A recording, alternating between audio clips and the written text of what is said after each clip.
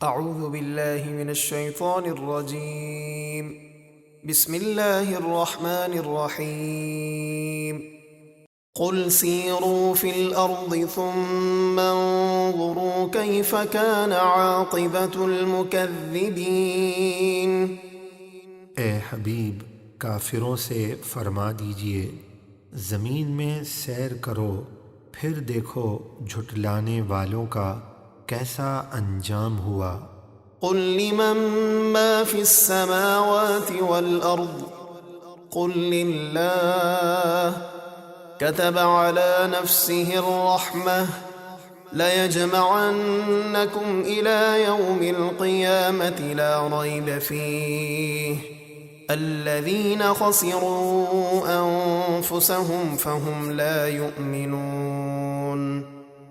آپ ان سے پوچھئے جو کچھ آسمانوں اور زمینوں میں ہے وہ سب کس کا ہے؟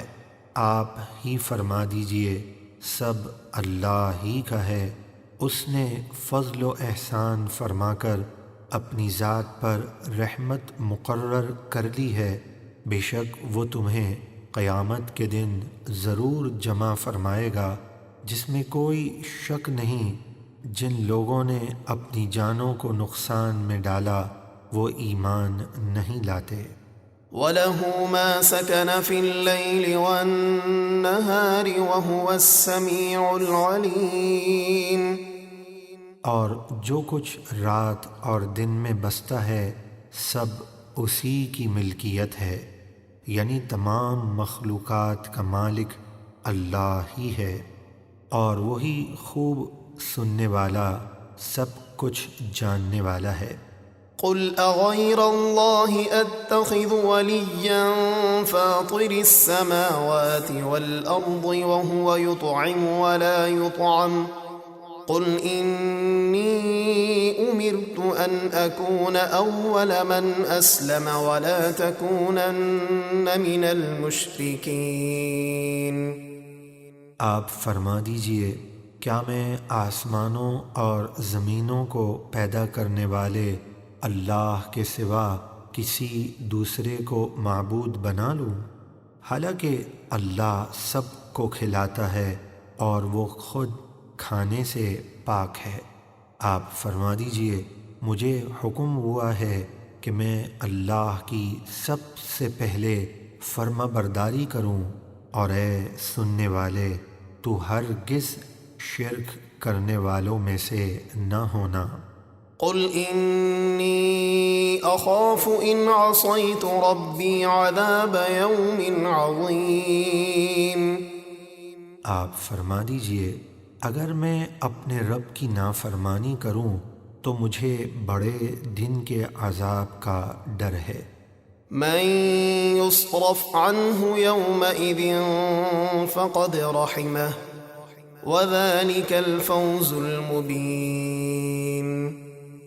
اس دن جس سے عذاب ٹل گیا تو ضرور اس پر اللہ کی مہربانی ہوئی، اور یہی کھلی کامیابی ہے۔ وَإِن يَمْسَسْكَ اللَّهُ بِضُرٍّ فَلَا كَاشِفَ لَهُ إِلَّا هُوَ وَإِن يَمْسَسْكَ بِخَيْرٍ فَهُوَ عَلَى كُلِّ شَيْءٍ قَدِيرٌ۔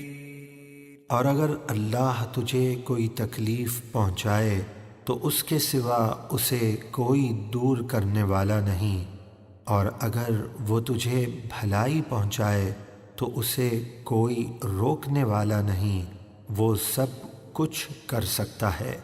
وَهُوَ الْقَاهِرُ فَوْقَ عِبَادِهِ وَهُوَ الْحَكِيمُ الْخَبِيرُ۔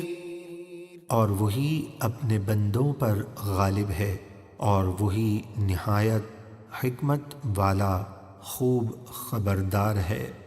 قُلْ أَيُّ شَيْءٍ أَكْبَرُ شَهَادَةً قُلِ اللَّهُ شَهِيدٌ بَيْنِي وَبَيْنَكُمْ وَأُوحِيَ إِلَيَّ هَذَا الْقُرْآنُ لِأُنذِرَكُم بِهِ وَمَن بَلَغَ أَإِنَّكُمْ لَتَشْهَدُونَ أَنَّ مَعَ اللَّهِ آلِهَةً أُخْرَى قُلْ لَا أَشْهَدُ قُلْ إِنَّمَا هُوَ إِلَٰهٌ وَاحِدٌ وَإِنَّنِي بَرِيءٌ مِّمَّا تُشْرِكُونَ۔